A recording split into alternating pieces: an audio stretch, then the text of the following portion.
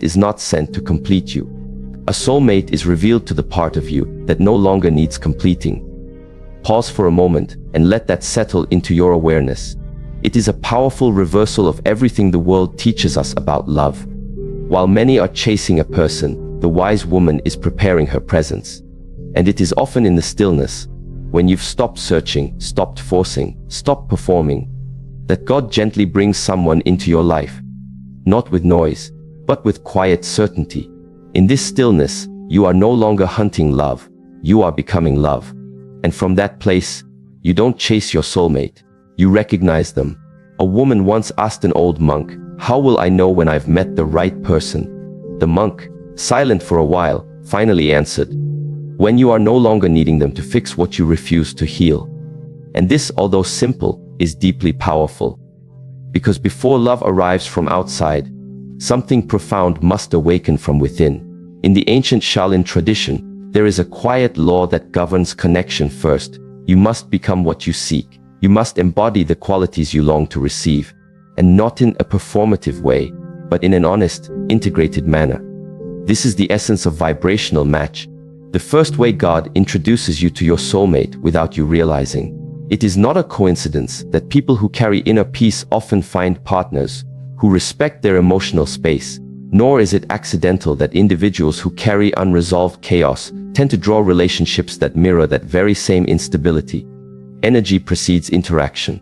What you emit, emotionally, mentally, and spiritually, is what you naturally attract. This is not about blame. It is about awareness. From a neuroscience perspective, the brain is designed to perceive and respond to familiarity. Mirror neurons, for instance, are the basis for empathy and social resonance. They allow us to pick up on the emotional signals of those around us, often without words. This is why we feel calm in the presence of a grounded person, and restless in the presence of someone who is internally fragmented. Without realizing it, your nervous system is constantly scanning the world for patterns that match your internal rhythm. And here's the powerful truth: when your rhythm is anxious, wounded, or desperate, you unconsciously find familiarity in people who mirror that pattern back to you, even if it hurts. This is why the journey to your soulmate begins long before you ever meet them. It begins in your energy, in your habits, in your thoughts at night, in the way you speak to yourself, in your relationship with stillness. One woman shared her story of constant heartbreak. She said, "Every man I meet ends up taking me for granted. I show up, I give everything, and somehow I still end up feeling invisible." Upon deeper reflection, she began to recognize that her pattern of overgiving was not rooted in love, but in fear, a fear that she wasn't enough as she was. So she used care as a currency to buy worth. But that energy, although subtle, was felt, and the men she attracted responded not to her generosity, but to her hidden insecurity. When she began to do the inner work, developing a quiet confidence, learning to sit with her own discomfort instead of fleeing into another person's arms, something shifted. She began to show up differently. Not louder, not harder, just clearer, softer in energy, but firmer in boundary. And it was during a quiet, uneventful season that she met a man who didn't just admire her light, but who was anchored in his own. There was no chase, no high drama, just recognition. This is vibrational match in action. In Eastern philosophy, it is said that the flower does not chase the bee. It simply blooms, and the right one comes. Likewise, a woman grounded in her essence does not need to perform, convince, or prove. Her presence speaks louder than her words. Her energy introduces her long before she utters a sentence. There is something sacred about a woman who has done her inner work. She is not looking to be rescued. She does not idolize love as a way out of loneliness. She honors solitude as sacred preparation. And because of this, when her soulmate appears, the connection feels like an alignment, not an escape. You must ask yourself, what version of you will meet your soulmate? Not the one projected on social media, not the one dressed up to impress, but the version of you that shows up when no one is watching, when life is quiet, when the lights are off, when the mask is removed.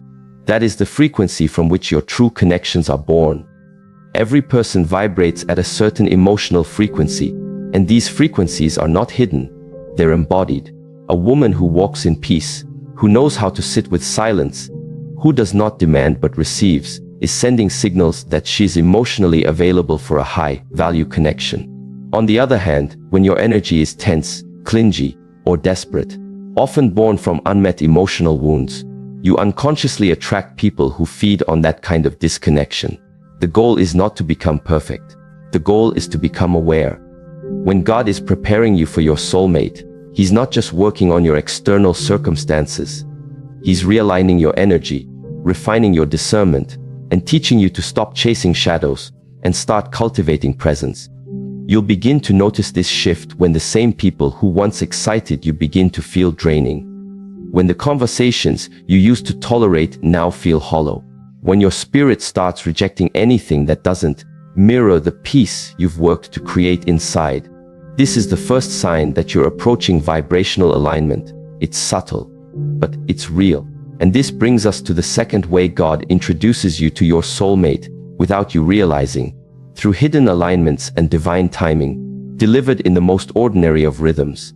Sometimes, the hand of God is not revealed in lightning bolts or loud epiphanies.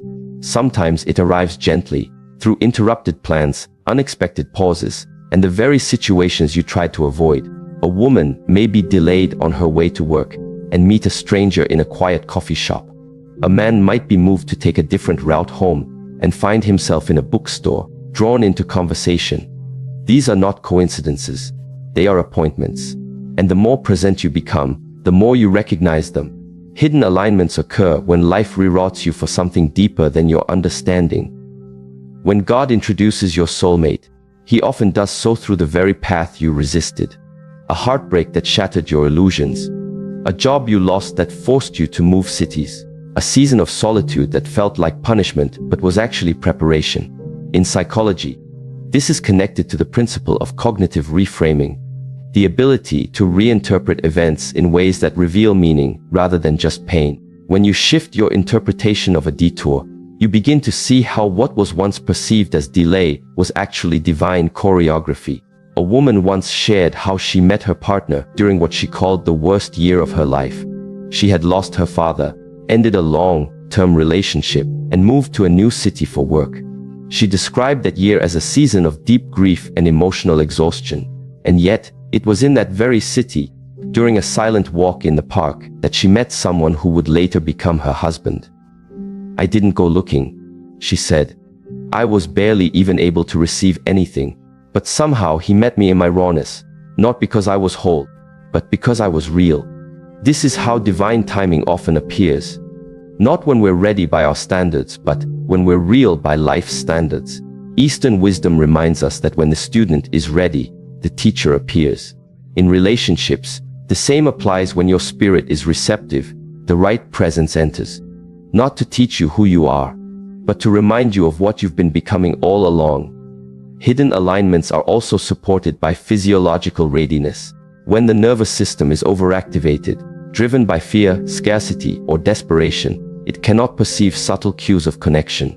You may miss the right person not because they're absent, but because your body is in a state of chronic vigilance. It takes stillness to perceive grace. It takes inner calm to feel resonance. Many women ask, "Why am I not meeting anyone aligned?" The answer often lies not in the absence of potential partners, but in the absence of inner attunement. If your days are consumed with noise, mental, emotional, digital, you will miss the whisper of divine appointment. You must learn to listen beyond the noise, to sense when something is shifting, not externally, but internally, to trust your body when it relaxes in someone's presence, to notice the doors that close and not chase them, to let go of what is familiar so you can receive what is fated. Divine timing often feels inconvenient, but it is never late. It may arrive through an invitation you almost declined, through a conversation you didn't plan, through a person you never expected to see again. That is the quiet genius of God's design. He hides extraordinary moments in ordinary packages, so that only those who are present enough will recognize their sacredness. And so, the woman who will meet her soulmate without even realizing it is the one who walks slowly, who listens deeply, who trusts her inner knowing more than external pressure. She is not desperate for a timeline. She does not chase prophetic signs. She remains open but grounded, available but not attached. She knows that her job is not to manipulate timing, but to become the kind of person who moves with it. When the rhythm of your life begins to flow with grace, when your breath slows and your awareness sharpens, something ancient begins to activate in you. You begin to walk not just through time, but through alignment. And this is when your paths intersect. This is when two lives, once strangers, are suddenly moving in the same direction. Not because they planned it, but because they were prepared for it. So often, women wait for love to awaken them. But the deeper truth is this awakening prepares you for love. And when you finally arrive in the right moment, with the right presence, in the right rhythm, God will not need to shout. The recognition will be quiet, but it will be undeniable. There is a quiet kind of suffering that few speak of, a suffering that lives in the hearts of those who have given themselves fully in love, only to feel unseen, unheard, and misunderstood. And many women carry this burden with silence. They ask themselves, why does love feel so far away, even when I'm surrounded by people? The answer, often, is hidden not in what you lack, but in what you've not yet seen about yourself. One of the most overlooked ways God introduces you to your soulmate, without you realizing, is through the mirror of contrast. By allowing you to encounter the wrong ones, first, not to punish you, but to prepare you. These relationships are not accidents, they are divine awakeners.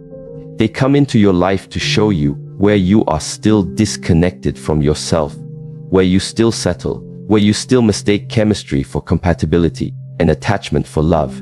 In Eastern teaching, contrast is the way the Tao reveals harmony. You only appreciate peace after tasting chaos. You only value depth after experiencing emptiness. Similarly, you come to recognize your soulmate by first encountering what your soul cannot align with. It is through the wrong loves that you begin to refine your inner compass. Neuroscience supports this through the concept of pattern recognition. The human brain is wired to seek familiarity, but it can also learn through repeated contrast. When you date someone who manipulates, then someone who's emotionally unavailable, then someone who ghosts you, your subconscious is forced to compare. At some point, if you are awake, you begin to recognize the common denominator, not just the kind of people you've chosen, but the energy in you that allowed those choices. There was a woman who once fell in love with a man who could not love her back. He was charming, attentive in public, but cold and dismissive when no one was watching. She stayed for years, believing that her love could eventually teach him how to love. But time passed and her spirit withered. She said, "I lost my glow. I lost my voice. I thought I was loyal, but I was just afraid to start again." When she finally walked away, it wasn't because she stopped loving him. It was because she started remembering herself. The pain of that relationship became her mirror. Not because he changed, but because she did. This is how God uses contrast. It's never just about the person. It's about the reflection they trigger in you. Sometimes, it is only after being unseen that you learn how to see yourself. It is only after being abandoned that you learn the importance of staying rooted in your own soul. Contrast has another purpose. It sharpens your discernment. You begin to notice what your spirit reacts to. You start to feel when someone's words don't match their energy. You stop excusing red flags. You become more sensitive, not in a fragile way, but in a spiritually intelligent way. Psychologically, this is known as interoception. The ability to read internal signals from the body. The more aware you are of your bodily responses, the better you can detect whether a person is activating your peace or your survival mode. So when you meet someone and feel a quiet nervousness, an anxious excitement mistaken for attraction, you pause. You check in with your nervous system. You listen. And over time, your body becomes the gateway to truth, not your fantasies. Contrast also reveals your thresholds. What you used to tolerate now becomes intolerable. What you used to crave, you now see clearly. That validation you once chased, you realize it was just a temporary fix for a deeper self-worth wound. And suddenly, the way you love changes. You stop begging. You stop bargaining. You begin to hold yourself differently. There was a man who said to a woman, "You're too much, too intense, too emotional." She spent years shrinking herself to fit into his world. But after the relationship ended and she began her healing, she met someone who said, "Your depth is beautiful. Your intensity makes me feel alive." That was the contrast. The same qualities that repelled the wrong one became sacred in the presence of the right one. When God brings contrast into your life, He's not being cruel. He's allowing you to shed illusions. He's teaching you how to trust your own reflection. Because when your soulmate arrives, you will recognize them not through fireworks, but through resonance. And resonance only happens when your spirit is no longer confused by dysfunction. You begin to crave simplicity. Not in a boring way, but in a peaceful way. The loud passion that left you drained no longer appeals to you. Now, you want someone who makes your nervous system exhale. Someone whose presence doesn't confuse you, but confirms you. That's how contrast works. It detoxes your emotional palate, so you can finally taste what's pure. And this brings us to the fourth way God introduces your soulmate, without you realizing, through deep inner nudges and synchronicities that transcend logic. There are moments in life that seem ordinary until you look back and realize they were divine. A random conversation that shifts your perspective. A dream that lingers longer than it should. A feeling you get around someone that defies explanation. These are not to be ignored. They are whispers from a higher intelligence, guiding you toward alignment. But to perceive them, you must cultivate inner quiet. Eastern philosophy teaches that intuition is like still water. It only reflects truth when it is undisturbed. In our modern world, filled with noise, distraction, and overstimulation, the voice of intuition is often drowned out by the voice of fear. And yet, it is this inner knowing that often leads you directly into the arms of the person your soul has been prepared for. From a psychological standpoint, intuition is not mystical. It is neurobiological. It is the brain's ability to synthesize vast amounts of unconscious data collected from your experiences, body language, and emotional cues. This is why you can walk into a room and feel tension before a word is spoken. This is why you can meet someone and feel like you've known them. There is a quiet paradox that governs many of life's most sacred experiences, especially love. The more you seek something out of desperation, the more it seems to retreat from you. The more you grasp at it, the more elusive it becomes. And yet, when you release the attachment, when you no longer demand it to fill a void inside of you, that very thing appears, not because you chased it, but because you became aligned with it. This is the mystery of inner stillness, and it is in this stillness that God often introduces us to our soulmate. In the teachings of Eastern philosophy, there is a concept that can be traced through various paths of wisdom. Non-seeking is the highest form of readiness. This doesn't mean that you stop participating in life or hide away from the world. It means your inner posture shifts. You are no longer defined by your longing. You are no longer dominated by the emotional hunger to be chosen. And in that sacred space, when your identity is not rooted in another's presence or approval, your energy softens, your heart opens, and your vision clears. You become ready without reaching. This stillness is not passive. It is power in its most refined form. Think of a mountain, immovable, silent, yet completely present. Everything around it, wind, water, weather, may change, but the mountain remains steady. When you reach this inner state as a woman, you become that mountain, grounded in your essence, whole, unshaken by the rush of timelines or the noise of societal expectations. It is from this place that your energy begins to draw in what is meant for you, not through force, but through resonance. One woman shared a story with me once. For many years, she pursued love with the urgency of someone drowning. Every date was laced with a question: is this him? Every silence was a wound. Every rejection felt like a reflection of her value. She tried everything: books, coaches, even scripting affirmations. But nothing lasted. Each man that entered her life reflected back her own inner turbulence. She was always chasing, always trying to prove she was worthy of love. Until one day, something changed. It wasn't a grand moment. It came in the middle of a quiet morning, as she drank tea by herself. She looked around her apartment and noticed how peaceful it felt. There was no one there. No text messages coming in. No promises to distract her. Just herself. Her breath. Her stillness. And for the first time, she didn't feel alone. She felt whole. In that stillness, something broke open. The need to be chosen dissolved. She realized that the love she had been searching for was a mirror of the love she was finally offering herself. Within a few months, she met a man in the most ordinary of places, a library. Their conversation began not from need, but from peace.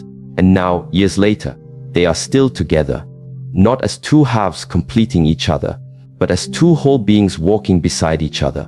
The world has conditioned many women to believe that love must be pursued aggressively, that one must market herself, be constantly visible, and assert herself into the attention of others. While there is nothing wrong with presence or confidence, desperation distorts energy. When your heart is filled with seeking, it cannot truly receive. Seeking, in its shadow form, becomes a disguise for fear. The fear of being alone, the fear of being unworthy, the fear that time is running out. But fear is not a fertile ground for sacred connection. Stillness is. There is a physiological truth that supports this spiritual insight. The human nervous system is designed to detect safety, calm, and resonance. When you are in a dysregulated state, stressed, anxious, or seeking validation, your body is actually emitting signals that reflect that unrest. People can sense it. They may not know what they're sensing, but they feel it.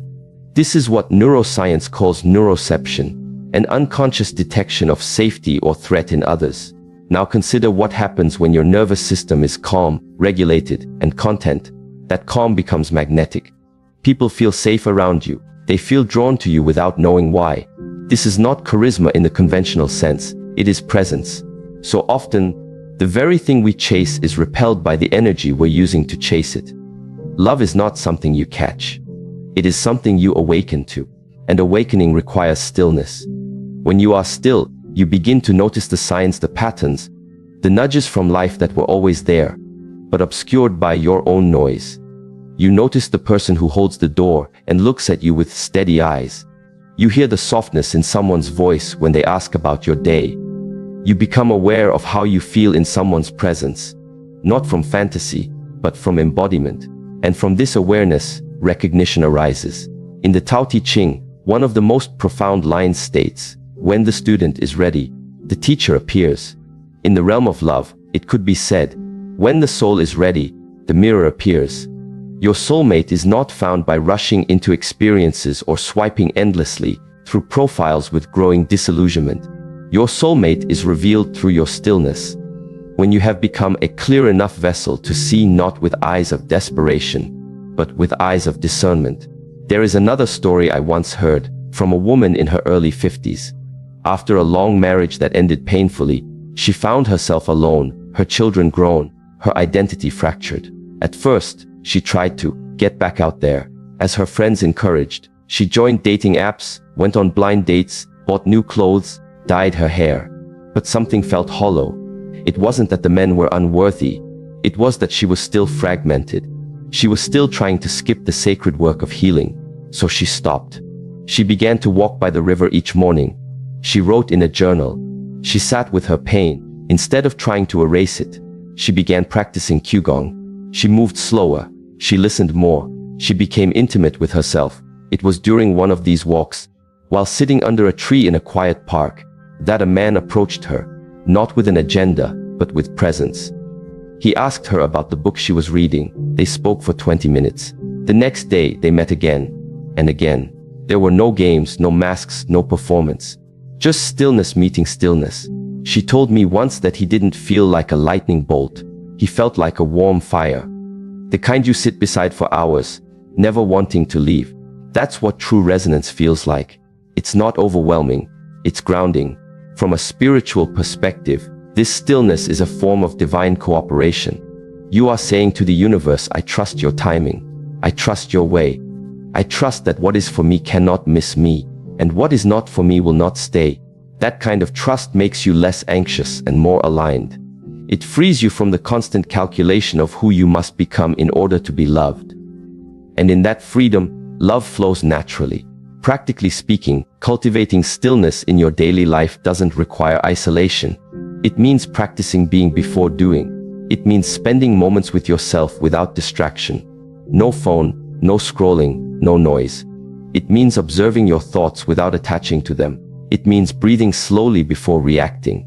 It means creating space between your impulse to act and your decision to respond.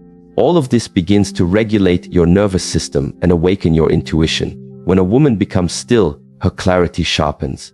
She no longer entertains situations that drain her, because she is no longer trying to earn love through suffering. She no longer overextends herself, because she recognizes that genuine connection requires mutual effort. She no longer chases mixed signals, because she understands that peace is the new standard for intimacy. And with this clarity, she starts to recognize who belongs in her life, not based on chemistry, but on alignment. There is also a beautiful principle in both Eastern philosophy and Christian mysticism, the concept of the inner sanctuary. It is believed that every human being has a sacred space within them, a place where the divine speaks, not in loud declarations, but in gentle whispers. To access that space, one must become quiet, still, undistracted. It is there that the deepest wisdom arises. It is there that you begin to hear the subtle voice that says, "This is right." Or perhaps, "This is not for you." But if your life is filled with noise, your heart becomes deaf. So many women move through relationships on autopilot, trying to make things work that are not meant to, clinging to potential instead of presence, fearing loneliness more than disconnection. But stillness reintroduces you to yourself. It reminds you that your time is sacred. Your energy is sacred. Your body is sacred. And once you truly know this, your standards are no longer negotiable. Not out of arrogance, but out of awareness. In stillness, you begin to reframe your questions. Instead of, "Where is my soulmate?" you begin to ask, "Who am I becoming?" Instead of, "When will someone love me?" you ask, "How deeply am I willing to love myself without condition?" These questions don't just shift your mindset, they shift your frequency. And when your frequency changes, so does your field of attraction. You no longer draw in those who feed off your wounds. You begin to attract those who honor your wholeness. The journey into stillness is not easy. It requires unlearning. It requires sitting in the discomfort of not knowing. It requires letting go of the urge to control outcomes. But the fruit of that journey is profound. Stillness is where your intuition speaks, your vision clears, your past integrates, and your heart prepares. It is where you stop being available to anything less than what your soul has asked for in secret. There is a final story I will offer. A woman in her early 60s, widowed young, had resigned herself to a life of solitude. She was content in her routines, her garden, her books. She had no expectation of romantic connection. One evening, during a meditation retreat, she sat silently across from another participant. They exchanged no words, just presence, breath, awareness. At the end of the retreat, they spoke, slowly, gently. Over time, friendship blossomed into companionship. It was not the wild romance of youth, it was deeper.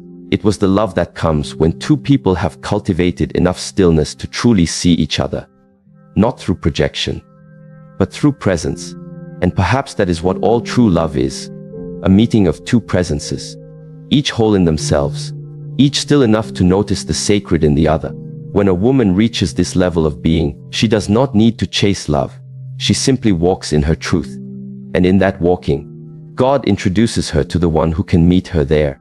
There comes a time in a woman's life when she must recognize that her heart is not a door for anyone who merely knocks loud enough. It is, instead, a sacred temple, one that only opens for those who approach it with reverence, patience, and the wisdom to understand that love is not a convenience, but a commitment. Key point 6 reveals one of the most overlooked ways God introduces a woman to her soulmate through her elevation. When she elevates her standards, her self-awareness, her frequency, she rises above the noise of false connection, and in that elevated space, her soulmate appears. Elevation is not about becoming superior. It is about becoming aligned with your truest self.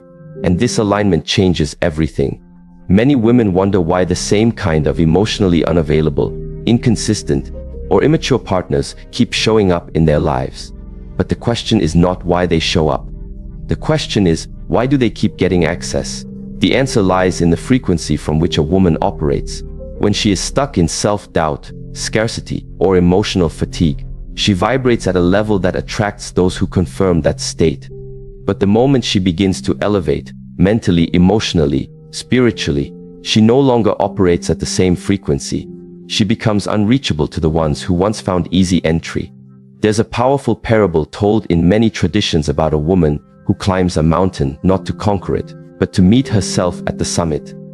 Along the way, she sheds layers, old beliefs, societal expectations, wounds she mistook for her personality. With each step, her breath deepens, her vision sharpens, and when she reaches the top, she doesn't find another person waiting. She finds herself. But in that sacred moment of self-recognition, the mountain echoes with a presence. Another climber appears, not one who was carried there, but one who climbed as she did, with effort, with humility, with grace. They meet, not because they searched for each other, but because they both chose to rise. Elevation, in this context, means taking radical responsibility for your internal state. It means no longer blaming past lovers, absent fathers, or societal narratives for your pain. Yes, those things hurt. Yes, they shape your perspective. But your healing is your responsibility. And healing is the first act of elevation. When you stop using your past as a blueprint for your future, you begin to carve a new path. One where your worth is not measured by someone's willingness to choose you, but by your willingness to choose yourself, again and again. A woman once told me that for most of her 20s and 30s, she lived in fear of being alone. This fear made her say yes to things she didn't want, stay in relationships that drained her, and shrink herself to fit into someone else's world. She thought that love required sacrifice, and that the more she gave up for a man, the more valuable she would become in his eyes. But it never worked.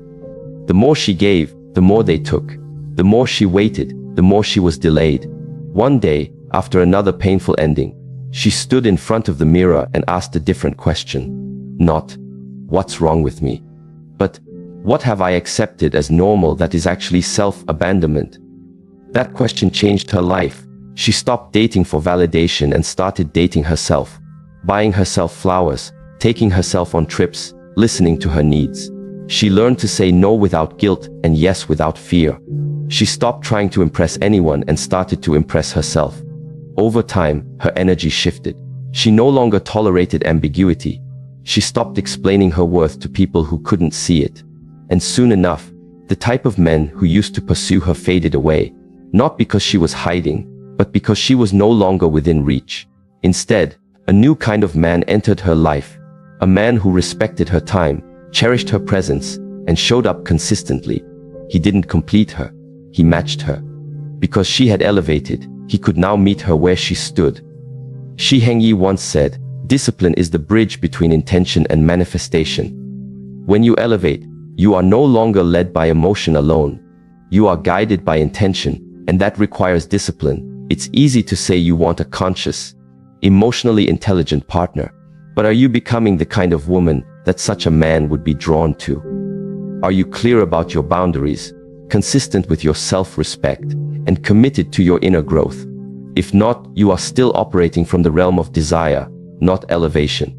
Elevation means you act as if what you desire is already present, so you align with it now, not later. Elevation also means being willing to let go of what you used to think love looked like.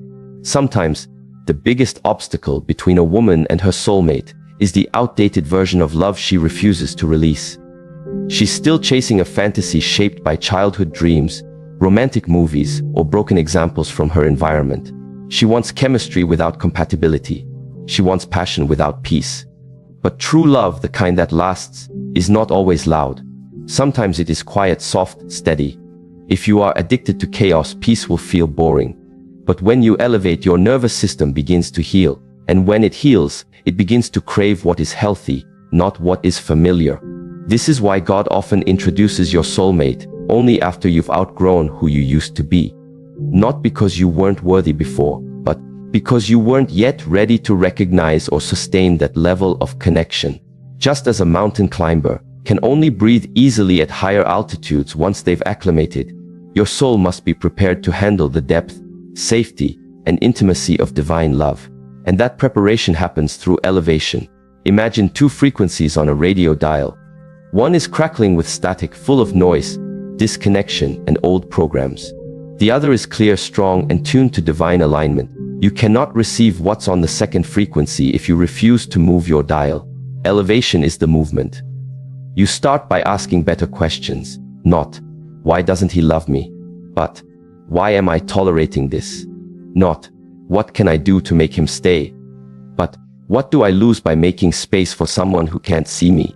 These questions aren't comfortable. but they are catalytic. They spark awareness. And awareness is the seed of transformation. There's another story I recall, this one from a woman who had spent years repeating the same relational patterns. Each man entered with grand gestures, promises of forever, only to exit with excuses. She began to think something was wrong with her. But then she decided to spend a year in solitude, not isolation, but intentional solitude. She took up meditation, practiced silence, and studied spiritual texts. She journaled every day. She confronted the shadow parts of herself. The part that feared abandonment, the part that equated attention with love, the part that performed to be accepted. As the months passed, something miraculous occurred. Not in her outer world, but within. She began to enjoy her own company. She became her own emotional anchor. She stopped craving constant communication or reassurance. She became comfortable in silence. And then, in the most ordinary moment, while volunteering at a community garden, she met someone. He was kind, grounded, and deeply self-aware. Their connection wasn't a high, it was a homecoming. They both had elevated. And now they could walk together without pulling each other down. Elevation refines your discernment. When you are low in frequency, even red flags can look like roses. But when you rise, you see clearly. You no longer mistake charm for character, effort for intention, or attraction for alignment. You begin to value peace over performance, consistency over chemistry, depth over drama. And that shift in values transforms the way you choose. You stop asking, does he like me? And start asking, does he nourish me? That is elevation. But elevation also means solitude. There are seasons when God will hide you, not to punish you, but to prepare you. He removes distractions, closes doors, and silences noise, so you can hear his voice more clearly, so you can heal without interference, so you can rise without comparison. These seasons may feel empty, but they are sacred. The woman who honors these quiet seasons will emerge with a strength that is not loud but unshakable. In Buddhist tradition, there is a saying, when you realize how perfect everything is, you will tilt your head back and laugh at the sky. But that realization only comes when you stop trying to force life into your timeline and start flowing with divine rhythm. Elevation means you stop rushing, you stop comparing, you stop trying to earn what is already yours. You understand that what is aligned with your soul cannot miss you, so you prepare. You rise. You become. And perhaps this is what love truly is, not a destination, but a mirror, a reflection of the love you have cultivated within yourself. The soulmate you seek is not a rescuer, not a missing piece, but a partner on the path, someone who recognizes your light because they have seen their own. Someone who doesn't compete with your elevation, but complements it. Someone who honors your standards, not because they have to, but because they operate from the same frequency. The truth is, not everyone is meant to join you at your highest level. Some were only meant for a previous version of you, and that's okay. Let them go. Elevation is lonely only at first, but soon you realize that the higher you rise, the more clearly you can see. You begin to live from the mountaintop, not because you're above others, but because you've chosen clarity over comfort.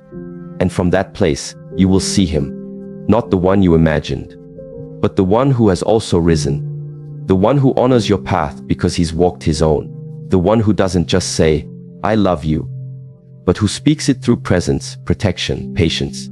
God introduces your soulmate through your elevation because he knows that sacred union cannot be built on shaky ground.